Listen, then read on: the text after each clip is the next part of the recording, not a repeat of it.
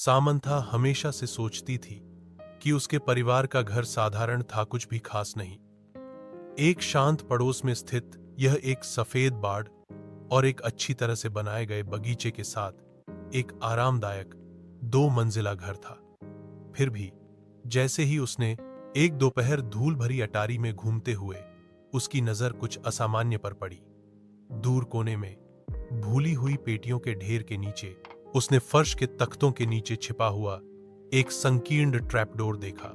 जिज्ञासा ने इक्वड वह घुटने के बल बैठी और उसे खींचा। नीचे स्थित छोटा सीढ़ीदार मार्ग एक धुंधले बासी सुरंग की ओर जाता था। दीवारें पत्थर से बनी थीं और एक हल्की ठंडी हवा अंदर से फुसफुसाती हुई प्रतीत होती थी। दिल धड़कते हुए सामंथा सावधानी से उतरी, उसकी टॉर्च अंधेरे को चीरती हुई। सुरंग उसकी उम्मीद से कहीं अधिक लंबी खिंची हुई थी, जो पृथ्वी के नीचे मुड़ती और घूमती थी। वह हिला नहीं सकी।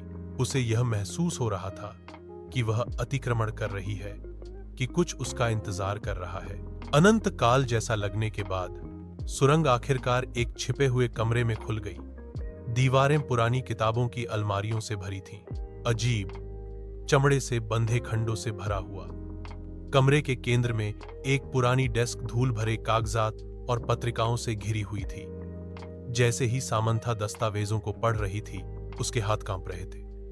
रिकॉर्ड डीएस ने मना किए गए अनुष्ठानों और गुप्त समाजों के बारे में बात की। उसके परिवार का नाम बार बार उल्लेख किया गया। जितना अधिक उसने पढ़ा, उतना ही अधिक उसे एहसास हुआ कि उसके परिवार का इतिहास गहरे रहस्यों से जुड़ा हुआ था। रहस्य टीएस दफन रहने के लिए था। उसने कुछ ऐसा उजागर किया था जो किसी को नहीं पता होना चाहिए था, कुछ ऐसा जो पीढ़ियों से छिपा हुआ था। जैसे ही खोज का भार उस पर पड़ा, उसने सबसे हल्की आवाज सुनी। उसके पीछे से आवाज आई, एक फुसफुसाहट, धीमी और ठंडी। वह अकेली नहीं थी।